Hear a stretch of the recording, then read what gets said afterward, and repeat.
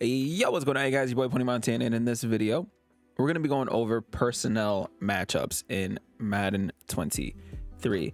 Now, this video is going to help a lot of people out that are struggling with, not really struggling, but not knowing certain things that happen in Madden when it comes to shutting down certain formations or shutting down or calling certain plays. A lot of people will sit there, they'll buy an ebook or they'll watch a video, and that'll be the end all be all for whatever they're calling on the defensive side of the ball. And it's something that a lot of people need to understand, that a lot of the times not every ebook is going to cater to every single formation in any Madden. Now, before I get into it, if you guys are new, subscribe, yada yada yada. If you guys could do me the easy quick favor, just drop your favorite emoji down in the comment section. Let's get those comments up, let's get those likes up fairly quickly, fairly easily. Let's squeeze into that algorithm. It'll help more people see stuff like this, so we stop matching up with players that play Madden. So let's go ahead and go over the personnel matchups when it comes to Madden. Now, the reason why I'm doing this video is because I end up seeing people approaching a lot of different formations the same way in every single time. And I'm sorry, but in the day and age where Madden Ultimate Team has taken over Madden, that is no longer a viable thing to do, because we can always audible down to certain formations and do certain type of things. So what I want you guys to do to get very comfortable with this is I want you to scroll when you're picking your offense or defensive play, or if you're labbing in general. I want you to scroll over to personnel, and with personnel you'll see the different kinds of personnel that are in pretty much each different playbook. You got one running back, one tight end, three wide receiver, one running back, three tight ends, one wide receiver, one running back, two tight ends, two wide receivers, three running backs, two tight ends, zero wide receivers, and so on and so forth.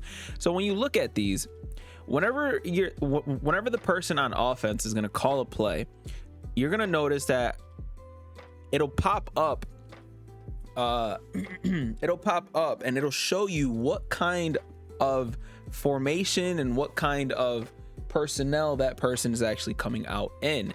And once that happens, you have to be able to call some form of a formation that is going to help you slow down whatever offensive formation that they're coming out in. So a lot of the times, most people at least, are coming out in a one running back, one tight end, three wide receivers. So when this is the case, you can come out on the defensive side of the ball, or I would prefer you guys to come out on in any type of nickel, any type of dime. You can even come out in quarter. Prevent, obviously, no, that's a end of the half, end of the game situation. But nickel, dime, or quarters, these are viable defenses that are going to help even if they try to run the ball on you, because your middle linebacker is going to take over the middle of the field. That is number one. Now, the problem starts to happen when we get a little too comfortable in these defenses. So say we're coming out and we've been shutting them down in dime 1-4 the entire game.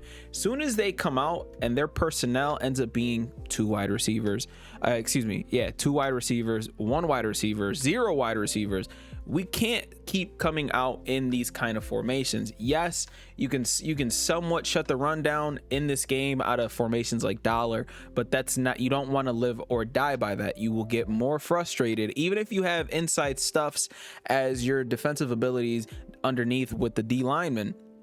You're still going to end up in a very bad situation. So say I come out and I'm coming out in, let's come out in the opposite version of dollar, and let's just come out in dime, and the person I'm playing comes out in single back wing tight. I actually had a player that was literally running this nonstop on me. Very difficult to slow down even out of a nickel. So can only imagine out of a formation like this where the personnel is just not matched. Now, granted, my run stick was a little trash there, but if you look at how much space you have in the middle of the field to just run the ball and cut something back. And if I see this personally, if I'm coming out in a single back wing formation or an eye tight, strong close, and they're coming out in dollar or dime 1-4, I'm going to no huddle every single play. I'm going to audible to the most annoying things that I could possibly find just to frustrate you as much as possible. And then, hell, I might motion somebody in to make it a little bit harder. Now, granted, Aaron Donald did get the insta shed there, and so did Leonard there. But again, this is a personnel matchup that we want to exploit more oftentimes than not. So again, if we go ahead and we just run a random dive, we want to make sure that we're sitting there and taking care of anybody that's in the middle of the field. So let's just motion this guy over just to help with the blocking. And again, I end up, my run stick is a little bad this year, I'm not gonna lie, but again, it's a personnel situation. You don't want to end up getting caught out there with a horrible personnel setup.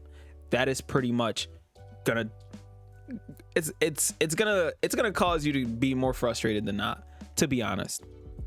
Now, same thing goes for goal line, same thing goes for any type of situation. You want to play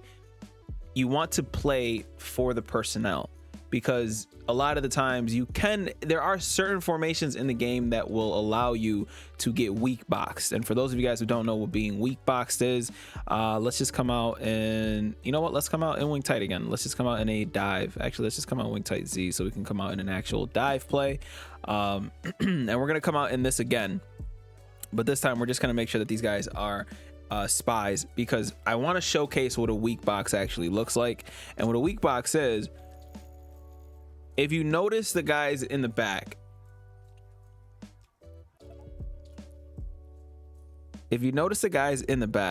you see how he gets put right on his butt. This is what happens when a weak box happens. Now, granted, this guy came off of the edge and beautiful way to attack.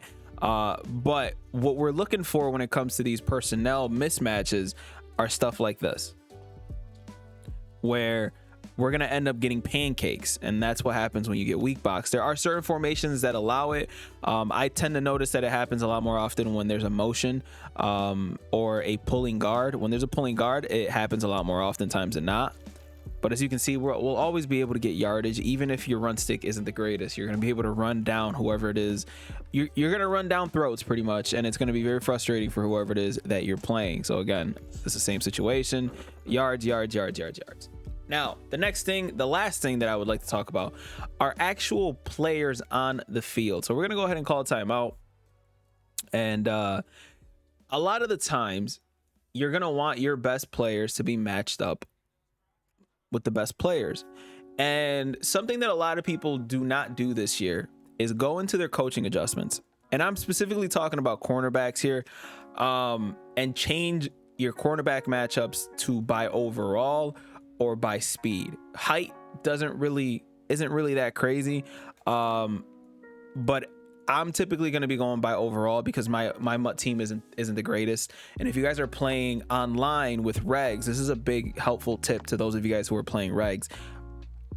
Aligning your matchups to by overall is going to drastically change the way your man coverage and your defense works in general. So on the Vikings, we'll have Thielen, we'll have Justin Jefferson, and now it doesn't matter where they line up. We'll end up having Jalen Ramsey lined up against whoever it is. So Jalen Ramsey's lined up against the slot here, while Justin Jefferson is lined up here as well. So we could sit there and press, and now Jalen Ramsey's probably going to bottle whatever route Justin Jefferson is up. Actually, you know what? Because I clicked onto him, kind of messed that up, but we're just going to run that right back. So we're going to go ahead and press real quick, and we're going to click off of him, and we're just going to use our Jones here. And now we got Jalen Ramsey, who's pretty much right there on Justin Jefferson the entire way. That drag is, if it does get thrown, if it does get caught, it's going to get caught for a gain of 2 yards. There's not much that you could do there, but we know that by matching up our personnel properly, we have our best cornerback matched up against their best wide receiver.